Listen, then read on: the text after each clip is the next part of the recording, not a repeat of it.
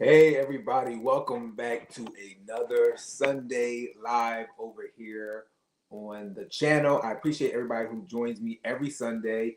MHOA, you are hilarious as usual. Hopefully you guys can hear me well. Let me know if you can hear me. As you can see, I'm still um, out of town. I was hoping to go back last Sunday, but I'm still out of town. Hopefully things will go okay because I have to get back down to Georgia because I have a lot of people that I need to help and things that I need to do, and I didn't plan on being up here this long. But anyway, we are jumping on here tonight. Again, let me know if you can hear me. If you are new to the channel, welcome to the channel. Don't forget to subscribe, hit that like button, and hit the share button as well, and the notification bell to know whenever we're live over on the channel. And if you are a subscriber and you came back to join us in live conversation on this Sunday, 7 p.m. Eastern time, I appreciate everybody who joins every weekend to join a live conversation to have a live chat about real estate and all the crazy things going on in the financial world and also just the economy outside of real estate in general, because we have a lot of broader conversations outside of real estate. Sometimes we dip into other areas. Apologize for the light as well. The lighting is not the best either. There, my dad is there. Hey, Dad, what's going on? MHOA. Like I said, I saw you earlier before I jumped on here. He said, "Do we want to call them professionals?" I don't know. All I can do is laugh. All I can do is laugh. But so I wanted to have this conversation tonight in regards to real estate professionals, um, and some things that you want to be leery of when you are in the.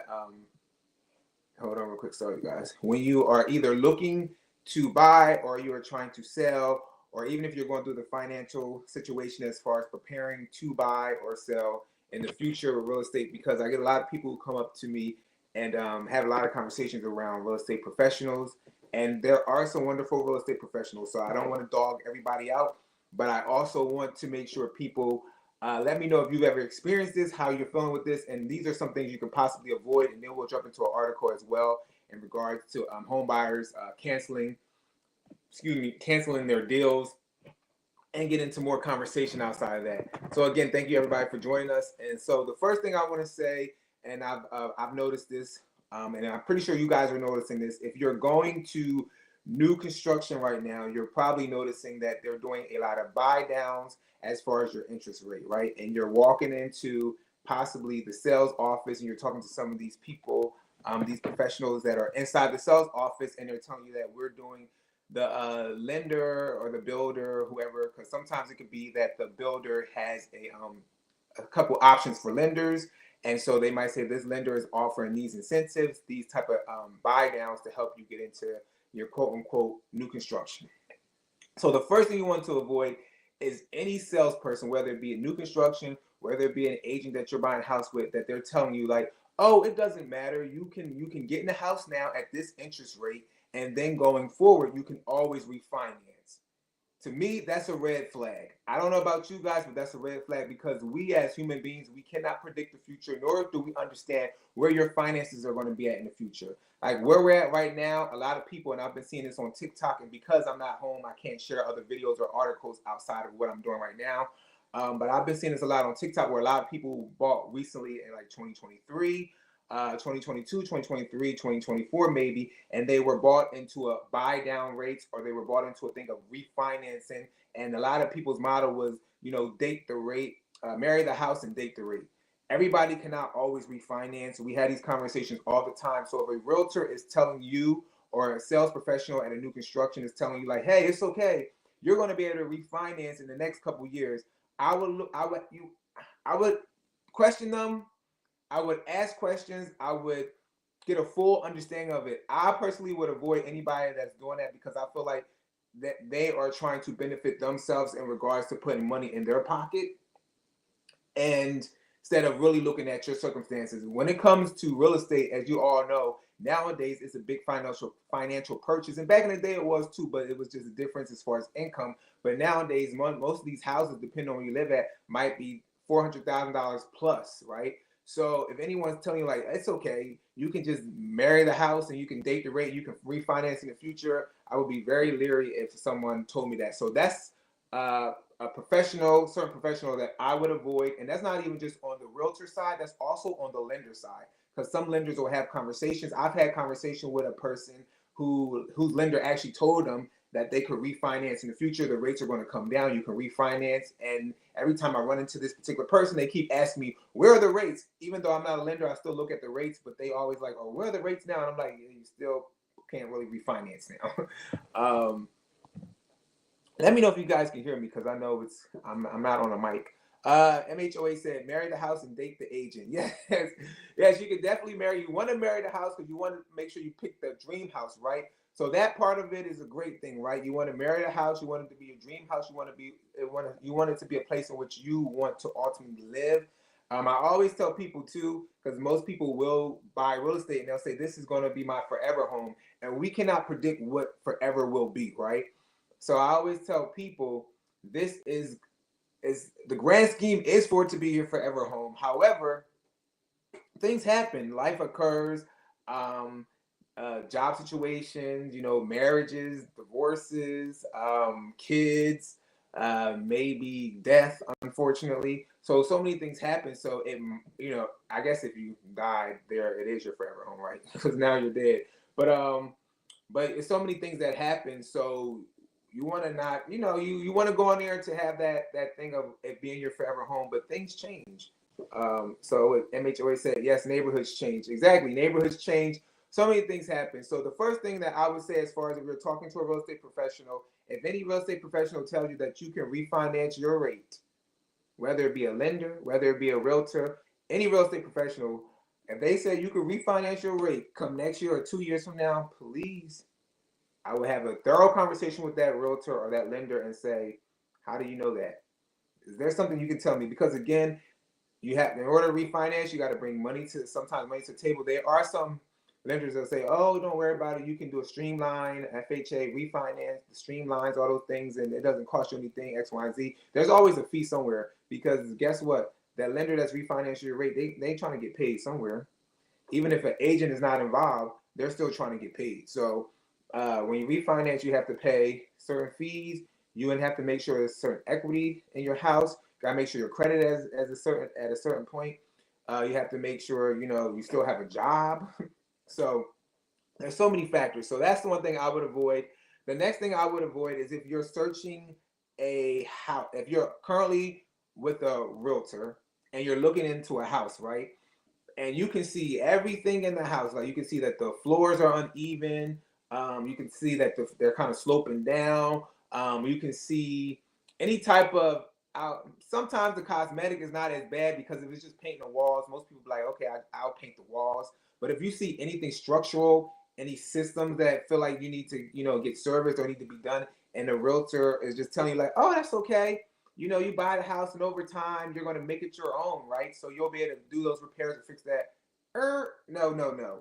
You do not want to buy a house with any structural, like foundation structural damage, any type of things that costs thousands and thousands of dollars. And nowadays in this economy, we're in a standstill where people's income is not keeping up with how much they're paying for these houses. And some people are barely getting into houses because they save with so much up, but after they do the down payment, the closing costs or whatever, if they can't get that on the end that they're trying to negotiate with the seller, but they really want this house, and they go into the space and all these things have to be done over time, the structural work or maybe a new roof and all these things, I was like, personally, me, again, everybody has their own take of what they want to do.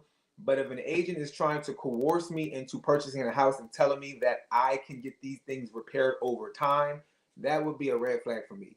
Again, you're trying to sell me a house that needs work. So I don't know how you guys feel about someone trying to oversell you something that needs work. And at the end of the day, what I tell people, even in the sense of when you're purchasing a house, right? When you're purchasing a house and you even have a home inspection done, we cannot go, the home inspector, myself, yourself, you're buying somebody's house, right? That's listed on the market. We can't go in there and personally start banging the walls open. We can't go in there and start knocking the countertops off. We can't do all that, right? So we don't know what's behind the walls. We don't know what's under the countertops and different things like that, right?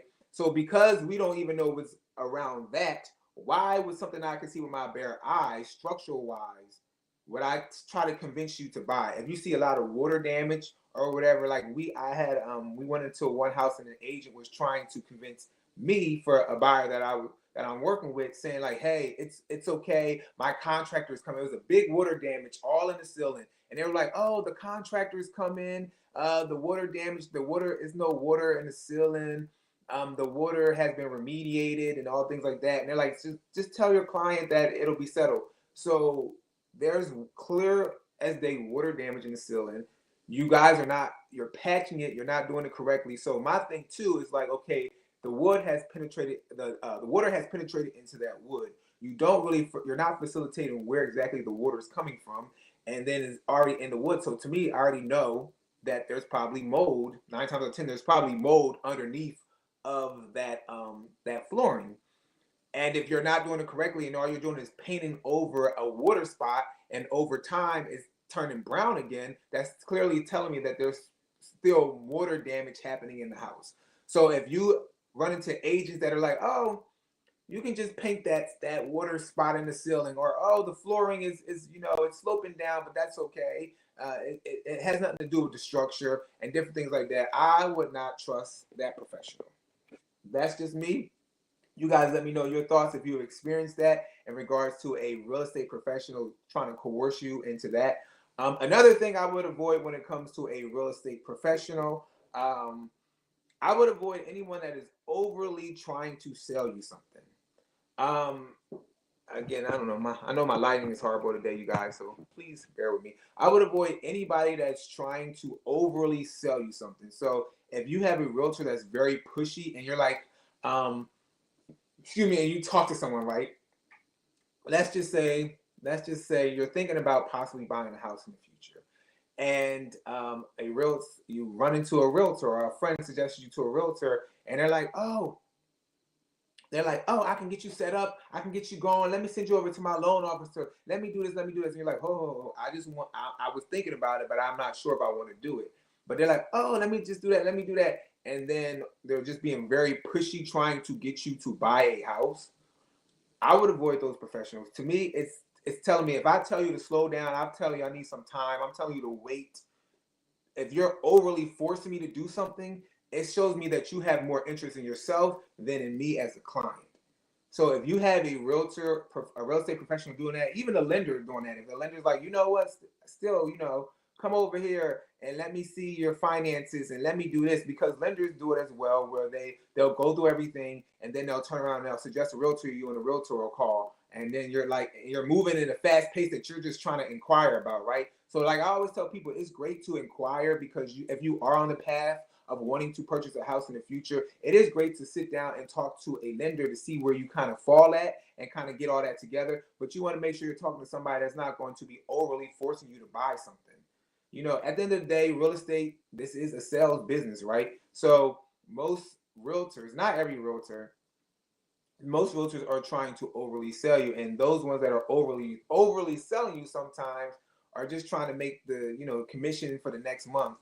You might have some that are trying to live a lifestyle, or maybe some people that are overly, and that's just in any professional too. You have people that they overly consume, and it's okay. You do what you want to do with your money, but you have people that are trying to keep up, or people that are trying to every month be able to live a certain lifestyle, and they're not really caring about you. So those are some things that I would say, kind of avoid.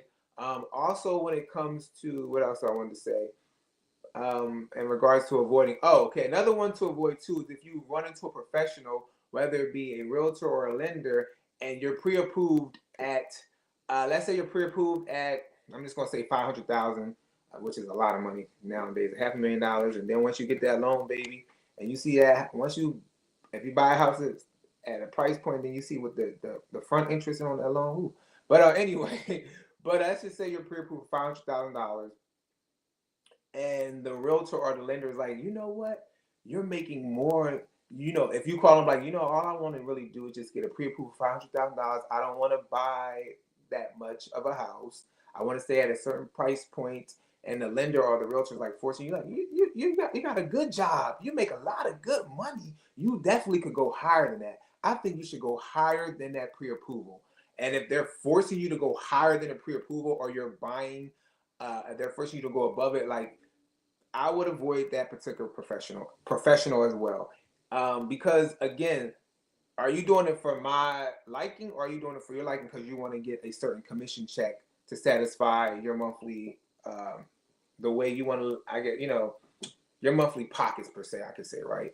Um, hey, what's going on, David? Thanks for joining. Hopefully you had a wonderful time at your conference. I know you said you were off to a conference, you, Christina, and everybody. Hopefully you guys had a wonderful time. So yeah, you definitely want to avoid people like that. Someone that is telling you to do, to push a budget that you have in mind. I always tell people you want to be comfortable with your own budget.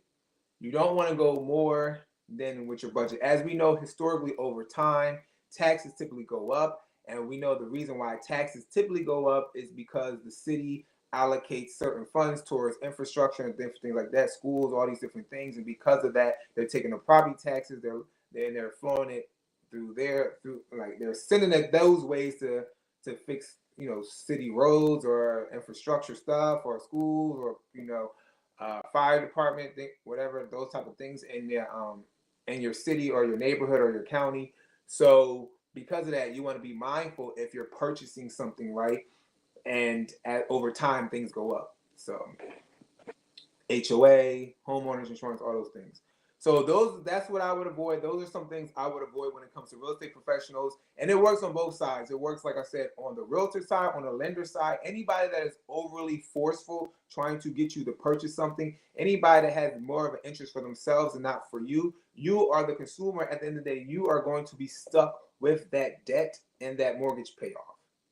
So do not allow yourself to, don't overextend yourself based on what somebody told you to force you into a position that you ultimately know that's not where you want to be. Okay. So I would avoid those overly pushy realtors and lenders because they work hand in hand. Anyone that is trying to force you to go above, like we said again, above your pre-approval, do not, I tell people, please don't do that. Please don't do it. I'll tell you a story of a situation that happened in regards to a client I had that decided to do that because it didn't end well. And I wasn't the realtor who helped this client purchase a house. I was trying to help them sell their house.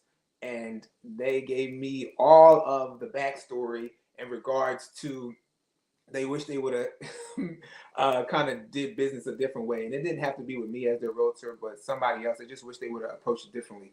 So you don't want somebody that makes you force you to go above your pre-approval letter amount. You don't want somebody that's telling you that you can always refinance because you can't. Everybody can now always refinance. Like I said, some people now who bought in 2022, 2023, you're stuck and you can't really do anything. Interest rates are dropping a little bit, but there's not enough for you to go and refinance and pay whatever is needed to do that. It doesn't make sense financially, really. And then also when you refinance, you probably only refinancing $100 off your mortgage. Yes, some people are like, well, $100 will save me, it puts in my pocket. But at the end of the day, most people are trying to get closer to $1,000 off that mortgage, especially if people bought new construction and then those property taxes kicked in that they didn't realize was going to happen. And that's why the last slide we talked about the whole lawsuit with D.R. Horton. So, hey, what's going on, Lang? Good evening. Thanks for joining. Hopefully you guys can hear me clearly because, again, I'm not on like the mic or anything, so I'm just trying to talk and hopefully you guys can hear me. So yeah, things like that. What else did we say? Avoid any structural issues. If a realtor is in a property trying to sell you houses based on structural issues and you clearly see them with your own eyes, avoid a professional like that. And those are a few of things to avoid, I should say. And let me know your thoughts, you guys. Let me know if you ever experienced anything. And now I'm going to switch it back to the story I want to tell you real quick in regards to going above that pre-approval, okay? So a client that I had, like I said, I was on the other side as far as they experienced the buying side with a different realtor. And I'm gonna tell you two different stories. One of them is a client of mine. Another one is a colleague that has a current client. And this is why I say don't go above your pre-approval letter level, but then also do not get a good real estate professional that understands what's happening and does the backhand work. So the first part is a client that I had. They were trying to sell recently their particular property. I was trying to do the best I could do to help them. However, they felt like they were put in a position. But we also have to do too, as a buyer and a seller, you guys have to take accountability of your actions as well. But also we have to come together as when we're helping each other to make sure we sit down and look at what makes sense for you as the buyer or seller, but then also some of y'all buyers and sellers y'all got to be held accountable because y'all be doing it to yourselves, even though someone tells you what you shouldn't do. But in this particular situation, this wasn't the case. This person decided to go buy a house. Couldn't find a house as far as I guess in the price point they wanted. They were only qualified for a certain amount pre-approval wise. They went back to the lender. The lender was able, and I don't know how the lender just did this, but within the person just got another job. The lender was able to take that money before I guess they got one paycheck, and the lender took the paycheck and elevated their loan $100,000 more per se. They went and found this particular property, bought it higher than what they were first pre-approved for. And then bought the property. 3 years later, taxes, everything went up. They couldn't afford the property no more that they had. They were trying to get out of the property, and that's when I came along to try to help after 2 other realtors, because I was referred to this particular client because she was having a problem with the other 2 realtors that were helping her sell. But I came along so late that I was trying to help the deal, but couldn't really do it. By that time, they had already started stuff with the bank, forbearance, different things like that. But needless to say, that was the situation as far as going above where you were already pre-approved at.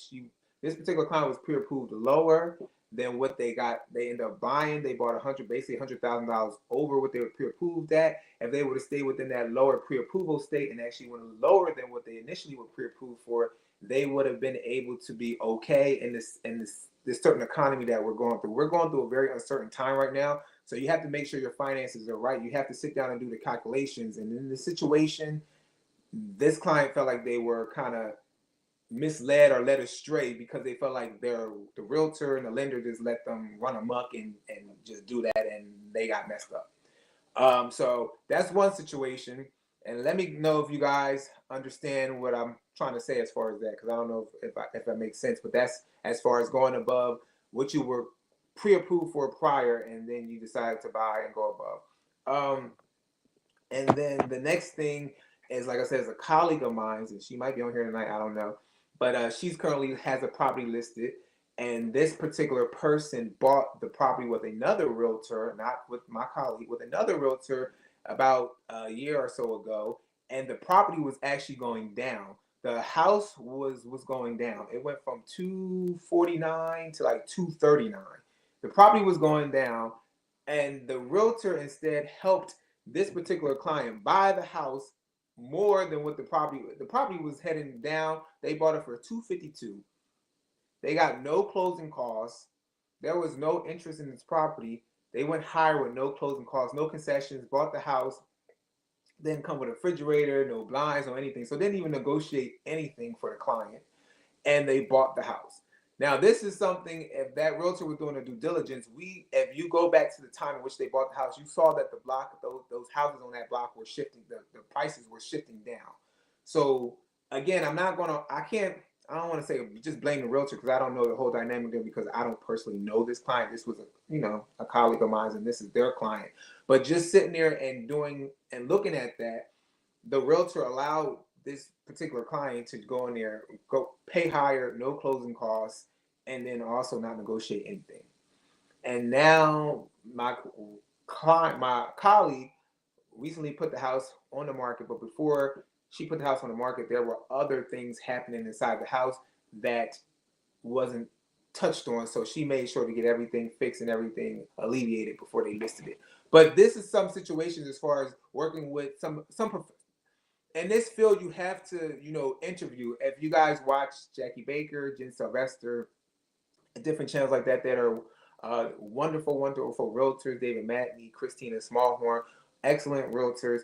And they always talk about, interviewing realtors, having a conversation, doing more than, interviewing like 3 realtors, and really getting an understanding of who we are working with before you just go and just purchase a home. So even some people, you go online and you're just browsing online, because I do it as well, and you click things and you fill out a contact form for stuff, and then you start getting random calls. It doesn't matter what you do. If you go online and look for some health insurance, if you go online for some life insurance, if you go online for a house nowadays, you fill out a contact sheet now, and you get a bunch of people just calling you, because everybody's trying to sell and get a business to make a commission.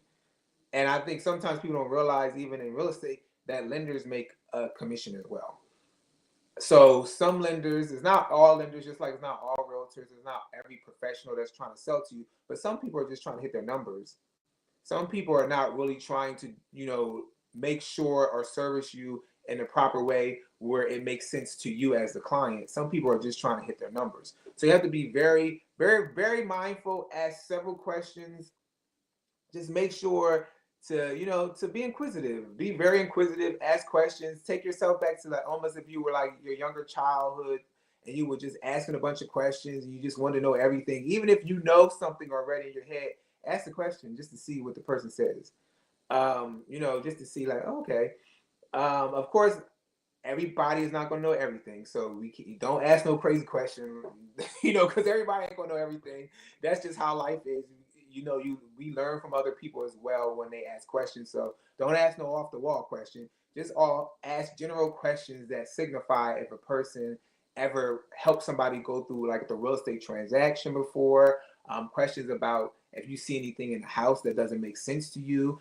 The realtor, if they don't know, they should always say, "Hey, I might not have this information right now, but let me reach out to the other realtor who's representing the seller if they're trying to buy a house. Let's see if they have the answer to that." Because again, they should have more of the information than the buyer's agent because they're working closely with that seller. So different things like that. But let me know your thoughts, everybody. I appreciate everybody joining me tonight. Hopefully it's helpful. I'm not trying to scare anyone from working with real estate professionals because I know a lot of people will say, "Well, that's why I buy my homes and I sell my homes by myself." Hey, you can do whatever you want to do. You can do for sale by owner. You can buy your own houses. But I'm just saying, if you are going to work with a professional, these are just some things that you should avoid, or some questions you should ask, because sometimes what's the point of working with a professional if they can't even service you or help you correctly? It doesn't make sense. I'm like, because if you can't help me and you can't answer questions, then I can do it myself. That's how I look at it. That's how even with me in my own life, I'm like, if I go to you for questions or I ask you certain things, and if you can't help me, then I'm like, well, then I'll just do it myself. I'll do it myself. And it's not trying to take anything away from anybody, any profession, because I can't do open heart surgery like a doctor, so I'm not going to say different things like that, and I'm not going to compare my lane to what a doctor does. But at the end of the day, I'm just trying to use an analogy if it makes sense. Somebody might watch this video later and be like, "You're not a doctor. Don't compare yourself to me." So I apologize. Lang says, "So true about the pre-approval. Be wise." Exactly. Just be wise. Make sure, like again, don't have a lender or a realtor pressuring you to spend more. That's something that you have to come to on your own consensus of your own self. Um, do I think it's wise to go higher than what you can afford? No. But people, like I said, on the other side, buyers and sellers have to take accountability of what they decide to do ultimately. But I'm not a, I don't advise just because things go up in time, and I always, I try my best to tell every client I work with, like, hey, I'm only here to look out for you. I know people probably be thinking like, Devon, you all in my finances.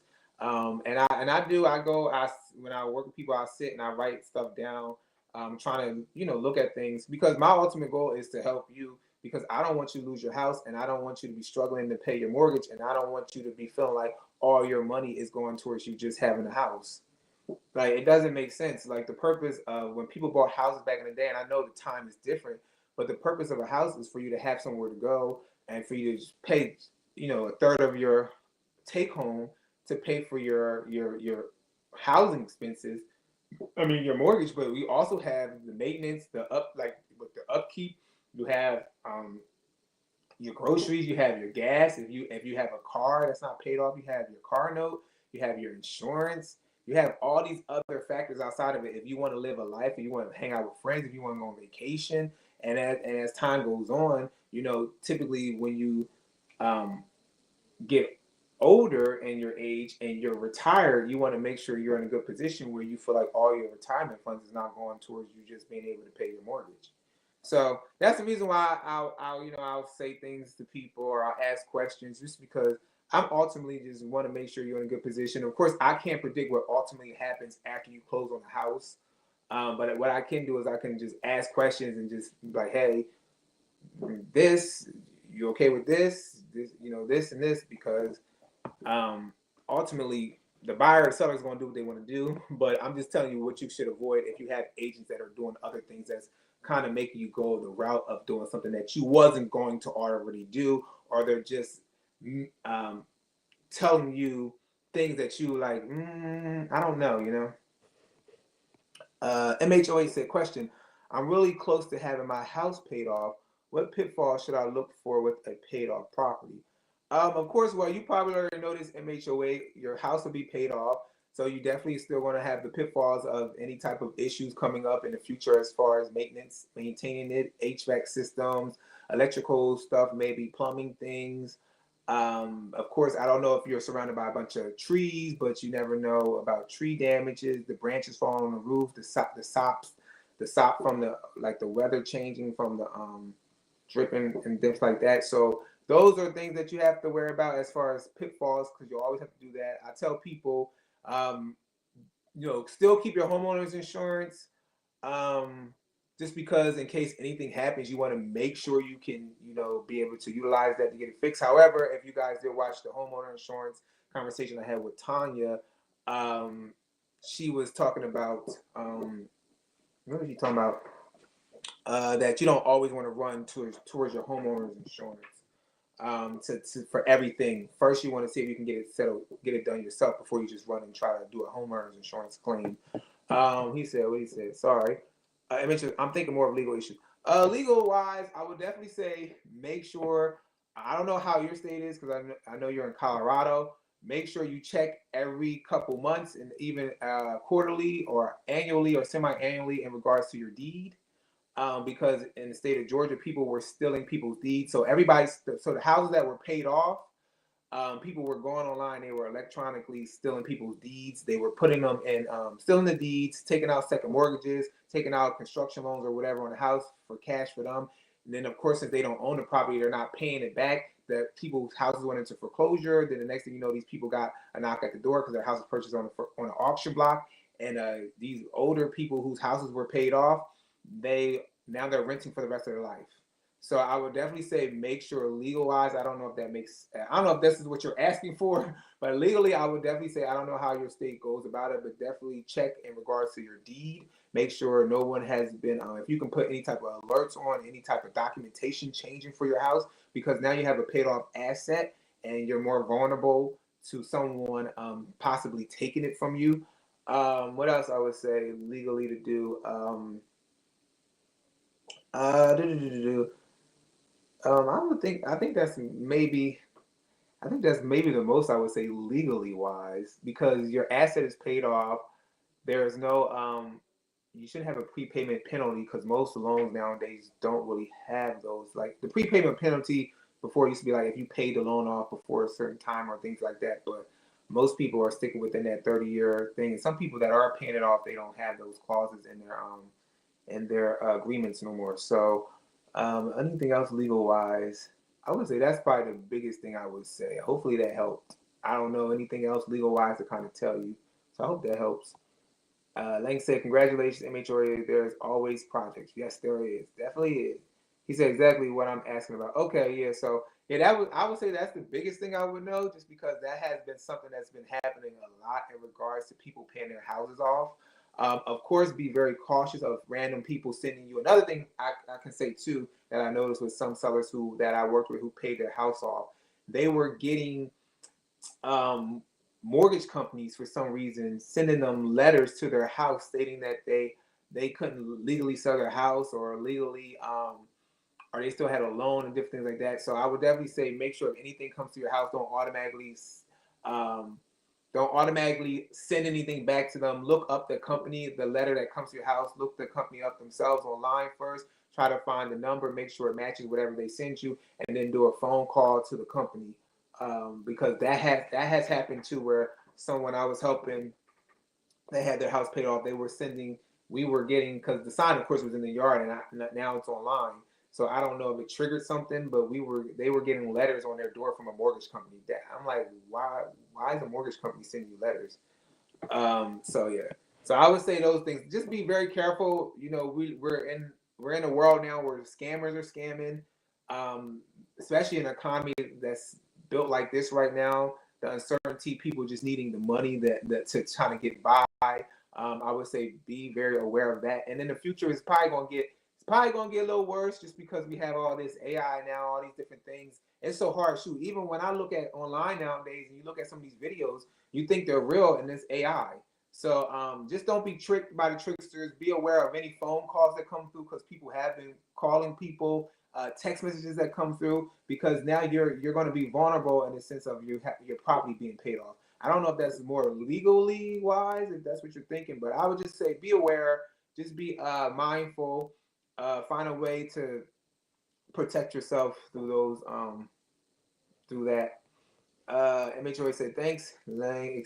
Except every potential buyer wants to tear the place down, gentrifying it, but not doing too much. So everybody wants to try to get your house and tear it down and buy it. Hey, it is what it is. You bought a great house, and you paying it off, and this is something that you worked hard for, and you get to the end of the road, and you should be able to indulge in it and live the rest of your time there, as far as however long you want to stay in that space. So it don't matter if they want to tear it down. Okay, so those are some things in regards to real estate professionals you guys should avoid, and be mindful of. Ask questions, be inquisitive, so you don't find yourself. Oh, sorry, hold on. So you don't find yourself being forced into a bad decision. Sorry about that. I had some stuff in my mouth. All right, so now we're going to talk a little bit about. I don't know if you guys read this article in regards to home buyers are canceling deals at record rate, and they said here's why. So Redfin published an article on October 7th in regards to home buyers canceling at a record rate. It says roughly 56,000 U.S. home purchase agreements were canceled in August, equal to 15.1% of homes that went under contract that month, the highest August percentage in records dating back since 2017.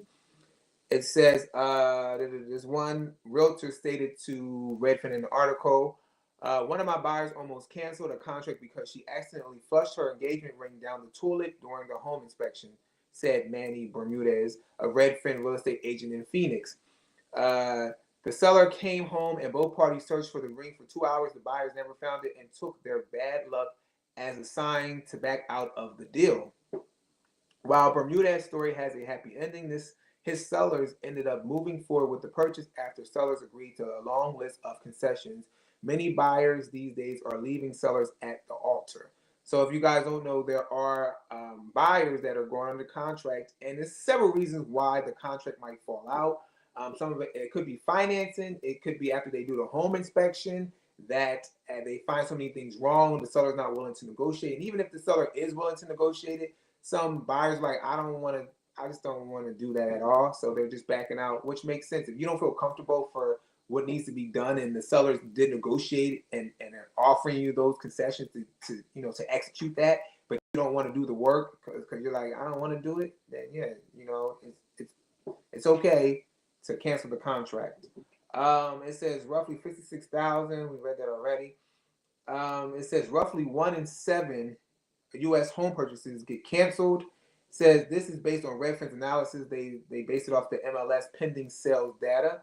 It says the data is seasonal, of course, which is why they compare this August to the past August. It says please note that homes given month. Sorry guys. Please note that homes that fell out of contract during a given month didn't necessarily go under contract the same month. So the homes that fell out of contract does not mean it necessarily went under contract that particular month. So it can go. So typically homes close about. It usually takes about 28, 30 days, 45 days nowadays. Sometimes it can take 2 months, depending on situations, financing, contingency situations. If you're buying a house somewhere, trying to sell a house somewhere else, those things can hold you up.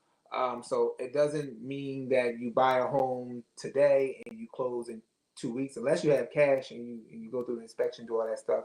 It can be a possibility, but This is something I always have to explain to first-time home buyers, because I think most people feel like buying a house because they don't know the process. Sometimes they feel like it's almost like if you're buying a car, or if you're renting an apartment, that once you put an offer in or you do something, you're going to be like, I'm gonna get my house tomorrow. I'm moving in tomorrow, and it's like, no, that's not how it works. So you have to be patient, understand the process, because a lot of people don't realize you have the due diligence stage, you have the earnest money stage, you have all these different stages in the home processing. You have the financing. Sorry, you have the financing stage where your loan, like your lender, still has to underwrite your loan. You have all these other stages that go into purchasing a property, and you have to be fully, approved. So let's see. It says buyers are skittish and selective due to high prices, high mortgage rates, and economic uncertainty. They are asking sellers for all sorts of repairs, price reductions, and other concessions because A, it's expensive to buy a home. As you all know, currently it's expensive to buy a home. And B, it's a buyer's market, meaning buyers hold the negotiating power. Which in some markets, some buyers do hold it. In other markets, they might not. Again, real estate is very local, and not only is it local to your state, it's local to your county, it's local to your city, it's local to the area, the location.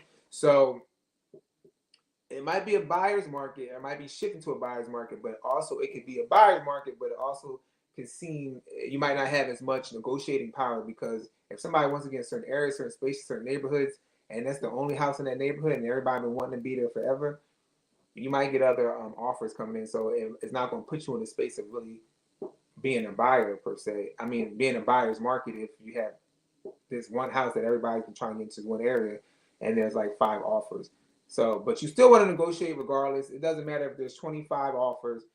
You always want to negotiate, and you don't want to put yourself in a position where you give so much that you ultimately need to make it make sense for you as a buyer, right?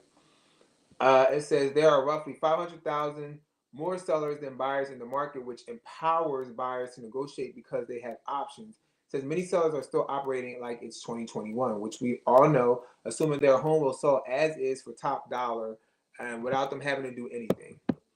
Let's see what MHOH said. He said, LOL, I was already living in the house when I bought it. Okay. Okay, so were you renting it before you bought it? Was it like a lease to purchase? Was it a first, and did you get like first refusal in regards to buying a house when the landlord or somebody decided that they wanted to sell it? How did that kind of go? All right, let's go back to the article real quick. Let me know if you guys have any questions, what you feel about the situation as far as home buyers canceling the contracts. I know we shifted over to this part of the live in regard of talking about this.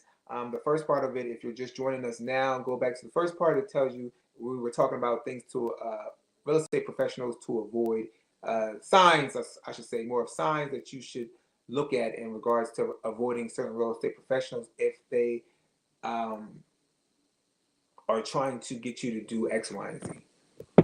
Lang said, what she said, great topics. Okay, no problem. Thank you. I appreciate it. I wasn't sure, if anybody was going to like these topics, but I definitely wanted to talk about the real estate professionals. I know some of my real estate professionals, colleagues will probably hate me because talking about that, but I'm just sick and tired of people getting kind of duped in regards to anything. And it's not just real estate, it's in any field, any area.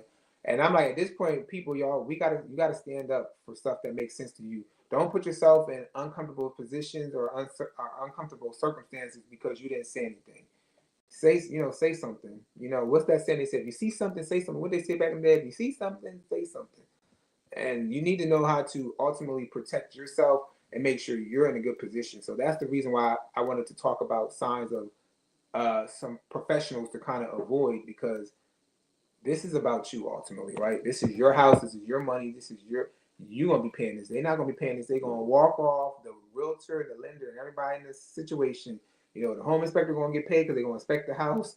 The lender gonna get paid because they closed the deal, the loan. The realtor gonna get paid because they helped you buy the house. If you gotta get any type of repairs done, the roof person, the HVAC person, everybody gonna get paid in the situation, right? So you just gotta make sure it makes sense for you because everybody else gonna get their money. So that's why I wanted to have that conversation with you guys. MHOA said landlord owned 4 homes on the block, decided to liquidate in 2005. Asking price was $125. After months on the market, he offered me for Oh wow, that's good. That was a good deal. 80,000. Hey, good job, good job. That was good. Yeah, we got a good deal. I'm guessing for your area because I don't know much about that Colorado area, but $80,000. Shoot, and from 125, yeah, I would have took it too. No matter how small the house is, no matter what it looked like, you've already were living there. You already were comfortable with the neighborhood. You knew what was going on. Excuse me. You didn't have to uproot your life. So hey, why not? That was nice. See, things happen for a reason. So bless you, bless you, bless you, bless you, and bless him for being able to bless you with an affordable house. I know so many people right now wish we can find an $80,000 house. Whew, $80,000. So yeah, in regards to that, it says some are having a hard time adjusting to the reality that it's no longer a seller's market because it seems like just yesterday that homes were getting dozens of offers and fetching tens of thousands of dollars over asking price. Sellers who purchased their homes during the peak of the pandemic home buying frenzy are also often unwilling to negotiate because they need to sell their homes for a certain price to avoid taking a loss. And this was another thing that I it always does this. I don't know why. Sorry, y'all. I don't know why it does this when I'm on my iPad. Sorry, y'all. It always does it when I'm on this iPad. But this is another thing that I try to explain to some buyers when working with buyers, especially if they see a house, I should say, because nowadays most people that I work with, they find everything, all our MLS is on, it's on Zillow, Redfin, Realtor.com. So 9 times out of 10, unless somebody actually asks me to put them on a MLS drip per se, that's what we call them, or send them properties. They'll just send me properties. Like I'll ask, like if you want me to put you on it. Some people are like, no, I'm already doing the research. I don't need to put on it. I know what I'm looking for. I know what I like. And then when they ultimately want me to put them on there, they'll come back to me and they'll say, hey, Devon, do you mind sending me some properties? And 9 times out of 10, it'll be the same property. Why is that? It's telling me that we almost got to jump off here because now it's acting like a nutcase. MHOA said one of my regular customers was a mortgage broker. She said, if you don't buy it for that, I will. Guy, I bought it from pay 17,000 in the late 70s. Wow, 17,500. Wow. And that's the thing. It'd be like, wow. You'd be like, so at the end of the day, he made out pretty good. He bought it for that amount. Prior to you moving in there, I don't know if he lived in there before he decided to rent it out, and how long he lived in there. But if he was rented out for several years before you got there, he already made his money back and some. Of course, along the way, taxes went up. Of course, maintenance things, different things like that he had to fix and find people. But yeah, so $80,000, even though that's he he made out like he made out well, but $80,000 he could have probably went down to 75,000, 70,000. But I don't want to count nobody's pockets, but he made out pretty good. But at the same time, he puts you in a good position where you didn't have to overly pay for something at 125. So that was good.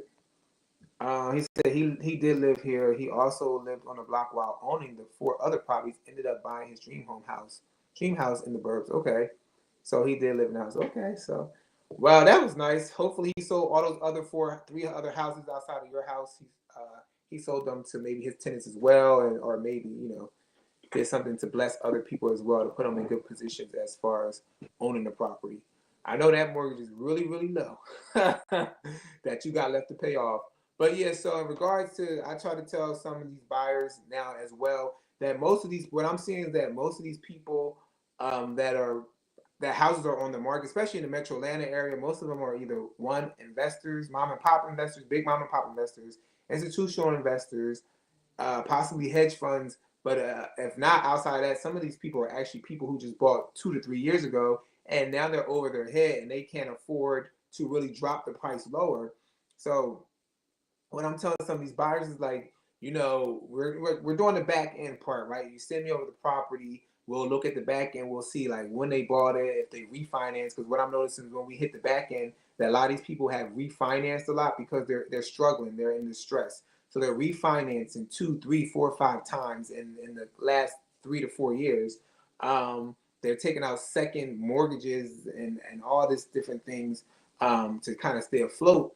And so what I'm telling the buyers is that this is what's happening on the back end. It might not make sense, and I know you might really want this house, but it might not make sense because these people are everyday people. They're in distress right now, right? And because they're in distress, if you was to offer them lower, which we know would make sense, and you want to offer them lower because they're bumping it up because they're like, oh, I got to get out of this house. I got to pay back this money that I refinanced somewhere. If I have a second mortgage, I got to pay this back as well. And then on top of that, I got to pay any other fees that go with closing out the property, realtor fees, whatever they agree to with their realtor. And because of that, they can't afford to then bring $10,000, $20,000 to the closing table. So sometimes I know most buyers might look at me and they might be like, oh boy, I don't really want to work with Devon because Devon told me I shouldn't, buy this house. But I'm saying that this house is going to be a harder negotiating situation because what's going to ultimately happen is that we know that the house is worth less because we're seeing in the area with the comparables that they're trying to sell for 450, but we know everything's been selling for 400,000. So they're already upside down. We see in the back end that they refinanced 3 to 4 times. We see that they had possibly a second mortgage outside of that refinancing, and then we also are tallying in anything else in regards to the house, what type of distress they're in. So when you're looking at that, you're like, does it make sense sometimes to put an offer in? Because we know you need to go lower because we already know at the end of the day, this house ain't worth this right now. So because it's not worth it, you going lower where I would suggest as a realtor, like you want to go lower because you're not going. I don't feel comfortable, and that's just me. But you do what you want to do. Maybe you get offer somebody 450 when we know it's trending down in this neighborhood, in this area. It doesn't make sense. But then we also know too that when we put this in, they're going to automatically. I don't want to say automatically because you never know. They might have money to bring to the closing table. So let me not say that. Let me strike that off the record. They might have money to put this in the closing table. But I just want to tell the buyer, like, just be very understanding as far as that they may not accept it just because the circumstances we already know. They're not going to tell us, but because we did our homework prior to putting the offer in, we already know where they're possibly at. We don't know the full scope because we don't know if they stopped paying it. We don't know if they've been paying it and it's a little lower. Because what I can see on the back end is I can see where they took the loan out at, the amount they took it out at, but I can't see how much they paid in regards to where they took the loan out at. So, but we know that they took these loans out at this amount, and then we're just really just analyzing and seeing where they could possibly be at now. So, so because of that, I just tell buyers that are looking to purchase something that a person is going through distress and has all this going for them that we know is lower. So because of that, when we put the offer, we have to be very mindful that they may not accept the offer. Okay, but we also don't want you to go higher than where we see in the neighborhood going. Because if it's trending down, do not go higher if it's trending down because we don't know where it's going to stop at, you guys. Especially now in this uncertainty in this economy, we don't know where it's going to stop. So do not be like, okay, we know it's trending down, but they're like, well, I got to get out of this home and I don't want to bring no money to the closing table because I don't really have nothing in my pockets and I can't do this. Can you give me I know you offer 400 and I'm at 450, but can you do 435? And I'm like, no. So you have to be comfortable too as a buyer saying it's okay to walk away, or it's okay to pull out and then let them sit on the market longer and longer and longer. And then if you see, and if they're really, really hurting, then it might come to a point where they might say you can throw it back in, maybe offer a little lower now too, and throw it back in. And they might be so desperate that they may say, you know what, I don't really have the funds to do it, but we're gonna figure out how to make it work, and they might be able to bring something to the closing table. But I just say, just gotta be mindful because that's what's happening right now. MHOA said one was a flip, she was a pro. The other two were rentals. One of them recently tore down for a 5-unit townhouse. Wow, 5-unit townhouse. Wow. Okay, so that land that was on allowed for it to be 5-unit townhouse. Wow. Okay, the density there. Wow. How big was that house that they tore down and they had that much lottage for them to put 5 townhouses. Hey, what's going on, Donna? I appreciate you guys joining me on Sunday. I appreciate it. I know it's I know some people probably stop tuning in because we're in the football season. So if you guys are like in the football season, you probably like, oh, I can't watch the Vine right now. My team is on. So I understand. I can't watch Clark. The team is on. I gotta watch my football. Because I'm a basketball person. So basketball is coming, and I love college basketball. So it's starting soon. So we'll still be at this time on Sunday, but I just watch the things back if it's my team comes on Sunday that I want to watch. MHOA said L-shaped lot corner. Okay. Wow, that's a lot. That's a lot of units though. But I guess it's the corner. So yeah, so that's what we're kind of seeing in regards to that. Of course, you do still have sellers that are trying to still get 2021 prices. There's some of them that might have bought the house, similar to like you said, MHOA might have bought the house for not 17,000 no more, but some of these sellers might have bought in 2005 or 2001. They might have paid, let's say, 180,000, and now the house is worth 350,000, and they're trying to and they haven't refinanced. They satisfied their loan. They might be an investor who paid cash. So, it's okay. We have space. You as a buyer have space there to negotiate because, we did the back end work, which we would, like I said, I do with my with people that I work with. We do the back end work. We're seeing what's going on. We're looking at what the neighborhood's giving us, right? That's what I told my colleague who called me recently yesterday in regards to people that she's worked with. And she was talking about the deal and the realtor going back and forth negotiating. I said, okay, this is what we need to do. And she already started doing this process, but I said, dig a little deeper, right? You see how much they bought the house for. They bought the house for this X amount of money. The house is priced here. You look at the old house. If you can find pictures from the old house, you look at what they did now. We saw in the pictures that renovations were done. Even in the write-up, they stated about the renovations. We didn't see any systems in that write-up, nor did we see a seller's disclosure, because again, what they're saying in the disclosure is like, well, this is a flip, this is a rehab. The person who bought it was an organization. They never lived in the property. So because in the state of Georgia, if you never lived in the property, you don't have to disclose anything in regards to the property. So you can do a latent defect disclosure, and you just check certain stuff off, but you don't know anything in regards to. You don't have to talk about how old the systems are. You don't have to talk about how old the roof is. None of that, because they don't make you do that. Which I feel like if you bought it from somebody else that used to live in it, you should know how old the roof is, because it should be in their disclosure. I don't know. I just be like, common sense is common sense to me. If I bought the house from somebody else prior to them, and they lived in it, and they never got the roof done, then why you can't state that in disclosure if you're an investor who bought the house and you didn't change the roof? Because when they change the roof, they be like, new roof. So you know what the roof is. It's common sense. It's just common sense to me. I don't know. But anyway, in the state of Georgia, they don't have to tell you that as an investor. So, but we didn't see that in the write-up. So I said, hey, it looks like it was just a renovation job done. Let's calculate how much these renovations could possibly be due to inflationary costs nowadays. I said maybe at the most they probably put about 20,000 of renovations into it. They priced it different. They priced it about 30,000 more than what they bought it for. So it's 20,000 renovations. As we all know, just because you renovated a property, don't think that you're going to get the money back in renovations. But we will calculate that in. And then also their fees to their realtor and different things like that. So I was telling my colleague, I was like, negotiating. I said, also, because they need a certain amount of closing costs, I said, look on the block and look around the area of every house that sold within the time frame, and see what the closing cost was, and see what the difference was of what it sold for, what closing costs they gave, and calculate it. So then you can go back to that realtor and say, hey, X, Y, and Z.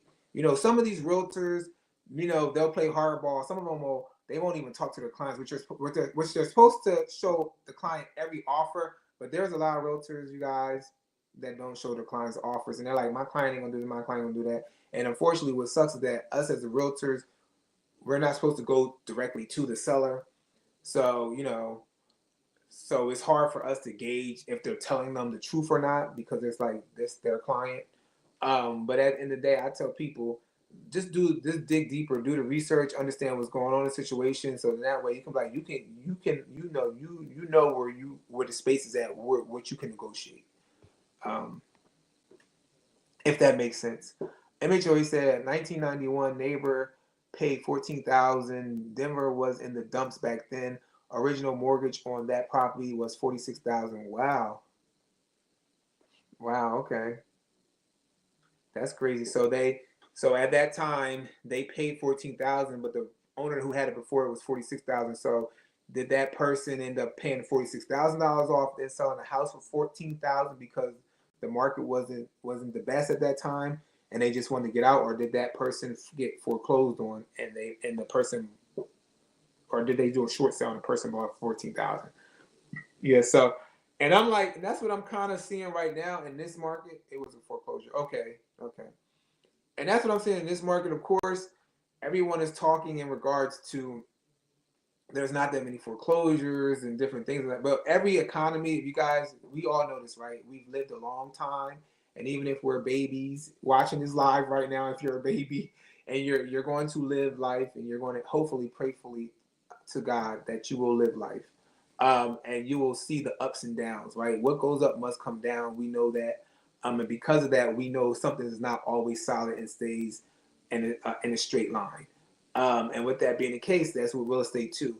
Yes, real estate is an asset. However, it is an asset that does fluctuate. You know, it's not like a car that you buy off a car lot, and once you buy the car, it depreciates and it doesn't really pick up value. However, in the pandemic, the cars did pick up value.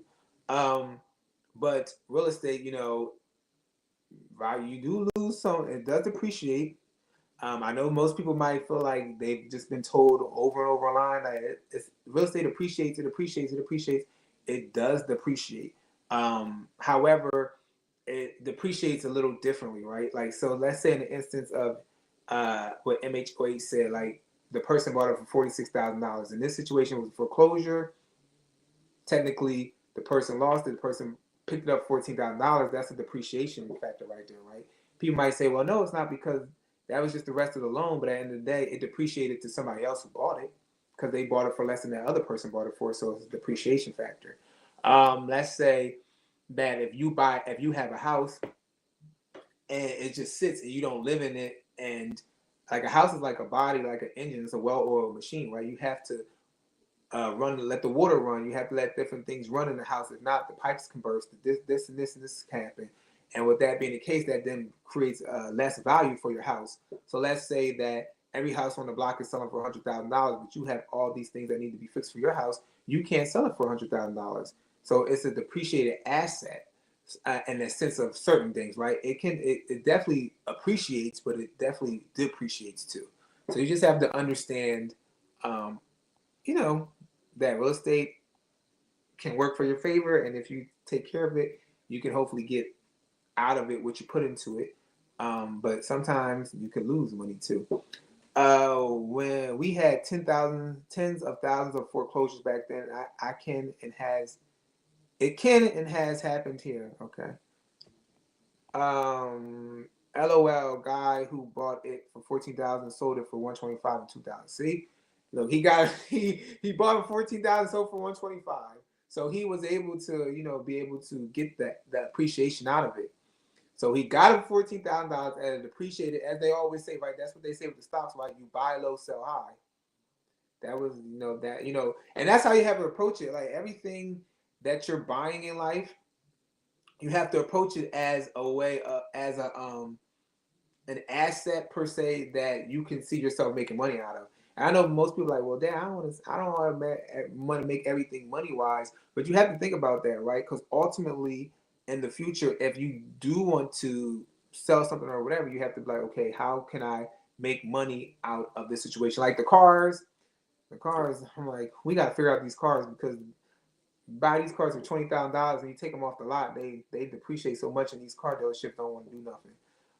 So we got to figure out a car that we can keep appreciation, some value to them. Wow, that's a profit. That is a profit. He did a lot of work on he did a lot of the work though. I mean, into it though. Okay, so I wonder how much he paid as far as work to kind of fix it up. Donna said, yeah, Denver always has foreclosure problems during turndowns. Wow, okay. See, I'm not in Denver, so I don't know much about their foreclosure situation. So Denver does typically have foreclosures turn downs. Wow, downturns. I mean, wow. MHOA said late '80s oil bust was amazing. See through buildings downtown. Wow. So yeah, so you never know. Every market's different. Like right now, we're in a market which everybody probably knows is an uncertain market. We don't know where we're at in the space. We have unaffordable houses right now, no matter where you're at in America. Even if you're in the Midwest and people are like, oh, it's cheaper to buy in the Midwest. But to those people working in the Midwest, their salary offsets the price of the home. So to them, it's not cheap. It might be cheap to you, depending on where you're at and what your salary is. But to some, everybody says, oh, the homes are cheap in this area, but you have to remember that these homes are not cheap to the people living in these areas. So you're coming in, you're taking these people's homes that they can't afford because their salary isn't what X, Y, and Z, and you're like, it's cheap. It's not cheap to everybody. Some people are like, I want to buy a home, but I can't afford it due to my salary. And we have a lot of Americans, which should be the case, working 2 to 3 jobs just to survive, and just even outside of trying to buy a house or paying a mortgage on a house or just trying to rent, should not be the case. So we have to be mindful. Like I say, every area is different. Everything is different in regards to everybody. So when people are like, oh, it's cheap to buy in the Midwest, oh yeah, for you it is, but for somebody else that lives there, it's not cheap to them. That's why they haven't bought it. Maybe, I don't know. That might be the case of why they haven't bought it. MHOA said, was watching an old news broadcast from Minneapolis from 1980, one of the subjects, affordable housing. Wow. So it's like it's a full circle, because I know, like they said in the 80s, that they were having that whole talk like you were saying right there as far as the affordability, because they said that the purchases were high and we were experiencing a similarity as far as what's happening now. I don't think the 80s was stagflation. I think, was it the 70s that they experienced the stagflation?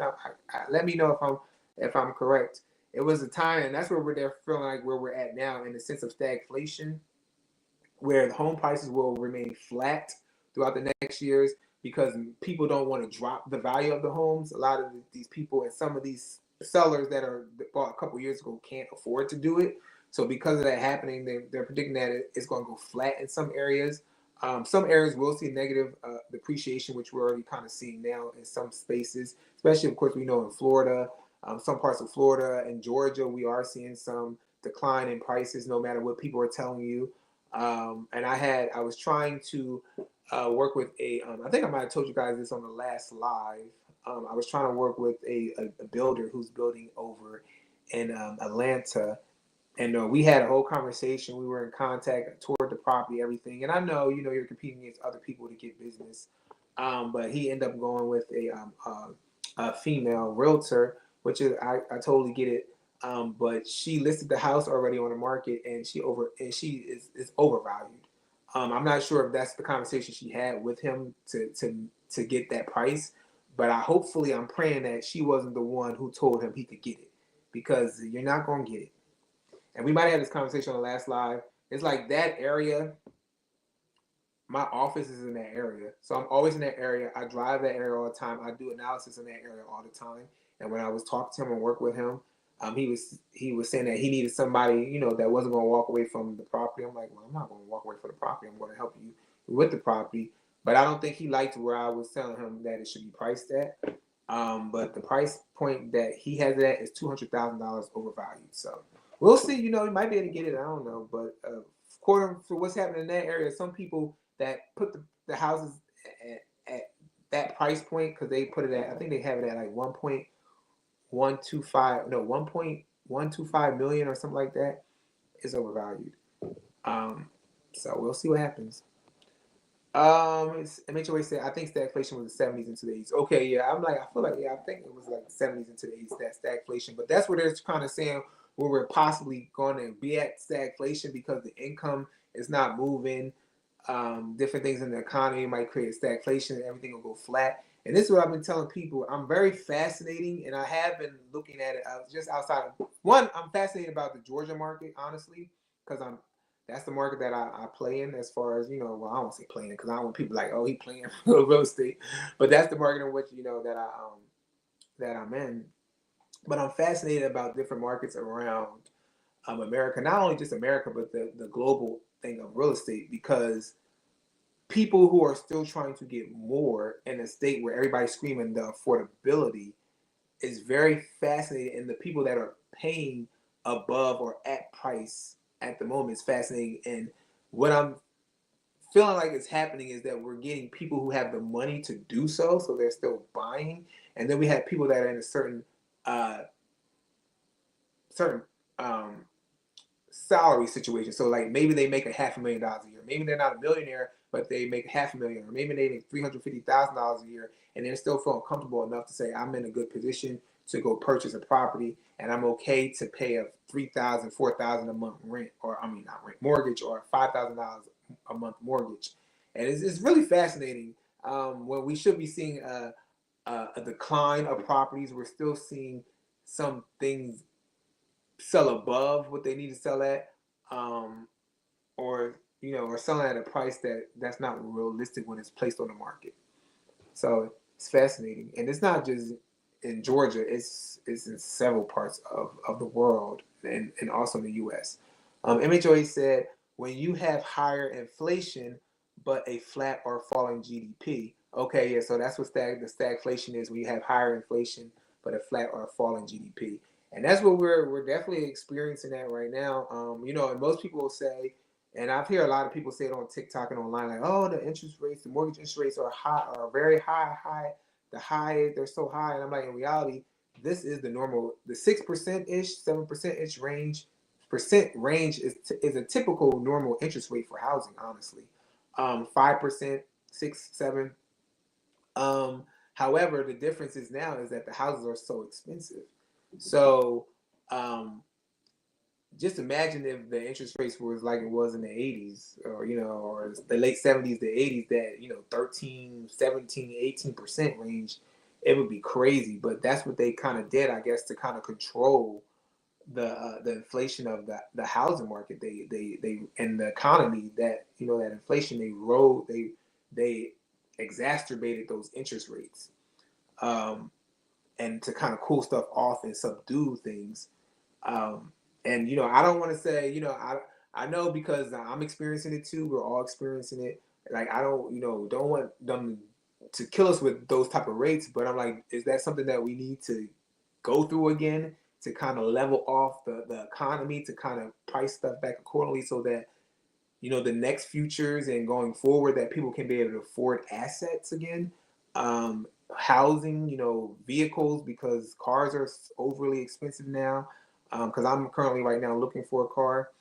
um, so like the cars are overly expensive. Um, about what, like 7 years ago, I bought, not the car I have now, but about like maybe like 8 years ago, I bought a car. And I know it's 8 years ago, but I bought a Honda, a, a great Honda, and it cost me $5,000 to buy that car with a lower mileage. I think I was about like 52,000 miles. 52,000 miles.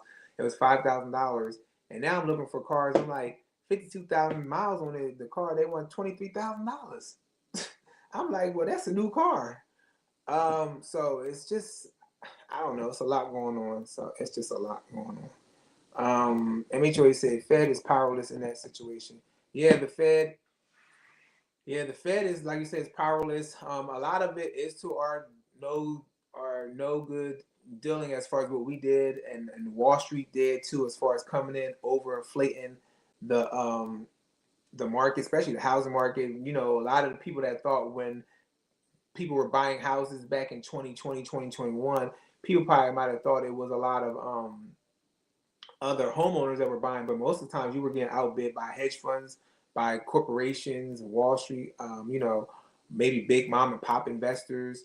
And I know a lot of people are like, well, investors don't own a lot of the market and everything. And I'm not saying that they do, but I'm saying in some states, because I'm in Georgia, we have a big investor, especially Metro Atlanta area.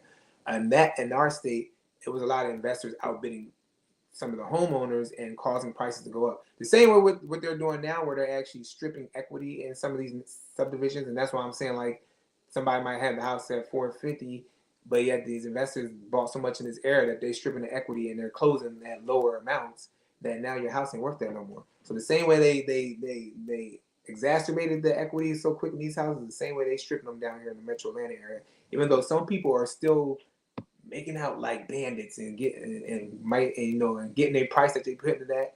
And I'm like, is the realtor doing the research? I'm like, are they looking at neighborhood? Yeah, don't get me wrong, there are some neighborhoods where, the houses are like, okay, I can see how they price it there, but I'm still like, I see a trend, I see a downtrend. MHOA said, I remember Reagan asking Volcker to lower the Fed rate. Volcker held strong. Okay. Yeah, I don't know. I got to see who Volcker. I don't know if I'm saying his name right. I got to see who he is because I don't know Volcker. I know President Reagan, but I don't know Volcker. So I guess he was the head of the Feds at the time, the Fed chair. Lang said, wow, that was a great price. Yeah, that was a great price. $5,000 for that car. I paid $2,500 up front, and then I financed the rest. And in 4 months, I paid off the rest of the car, and so I had no car note. And so that was a great price then. Now I'm like looking for a car. It's like a needle in a haystack to try to find something with affordable with miles that are lower with affordable price point. And then when you do find something like that, you're like what's the real, what's going on? And then you click on their little Carfax reports. They alter those Carfax reports so they don't tell you all the details. Of course, everybody's in the business to make money. Carfax wants you to pay $45 a report every time you do a car. That's ridiculous. So it's about money, grabbing money. And then, some, unfortunately, just like how people feel about realtors or lawyers or whatever, then you feel the same thing about car salespeople, right? They just trying to say something. Right now, we're in the way the economy is going, cars aren't selling at the price point, at the speed they were selling before. Most people are trying to hold on to assets. They don't want to buy any more assets right now. A car's not an asset, but it's more of a liability, I guess you could say. But nobody wants to purchase things like that. So now these used cars, like when I went to I was going to trade my car in to try to get another car, and the car dealer told me that they won't even buy my car. I was like, okay. It says, MHOA say, I've never bought a car with less than 100,000 miles on it. Gotta get it broken in. Yeah, I'm like, I'm trying to find something, preferably 60,000 or less, just because the way these cars are priced nowadays. I would love to get something 40,000 or less, but having a hard time finding it. But I have to make it happen sooner or later because I have to get back, down to where I live at, and I need to find something. So. But needless to say, I appreciate everybody jumping on here tonight. I know I went on a complete tangent in regards to, we were talking housing, real estate professionals to avoid, and we just went into economy situation, which in totality, it all goes hand in hand, right? So I appreciate everybody joining me tonight. MHOA, Lang, my dad, Donna, David Matney as well. Everybody who jumped on here tonight. If I missed you in the comments, I apologize. For those who are just watching but wasn't able to comment or join in the live chat, I don't hold it against you, but when you get on here, try to jump in this conversation because we have great conversations that you guys can see when I pop them on the screen. So you want to jump in and ask questions, have this wonderful conversation. I love it. Housing tangents is why I'm here. Okay. Yeah, I go on a lot of tangents. I gotta get my life together and stay focused. But I appreciate the conversation that has me going and these different tangents and having these conversations with you all. But I could go on a lot of tangents, and as you see, I can talk. I can talk. Donna said these cars are too expensive. Great show. Yes, they are too expensive. I totally agree. Thank you for coming on, watching the show. I appreciate it. Thanks, a great show, conversation. Yes, thank you, everybody. So I will see you next Sunday. Hopefully next Sunday I will be back in at my place, at my house, and then that way we can actually start looking over the articles again, watch any type of videos, because there's a couple videos I want to show you that was on TikTok in regards to different things real estate wise that I want to know your opinions on. So I'm mad that I haven't been able to do that because I'm on my iPad. It doesn't allow me to share on the iPad. But once we get back, we'll be able to engage in that and have a show and pull those things up. Have a great week. Be safe. Yes, everybody have a great week. Be very safe. And I will see you next Sunday, 7 p.m. Eastern time. If you're new to the channel, don't forget to subscribe to the channel. hit that notification bell, hit the like button, and don't forget to share it if you feel like somebody needs to hear this. And everybody who has come back to the channel, I appreciate you guys as we try to grow this channel to more and more people in a bigger community. I appreciate you coming every Sunday and then engaging in conversation. All right, you guys have a wonderful Sunday, and I'll see you next Sunday, 7 p.m. Eastern Time. Take care. Bye-bye.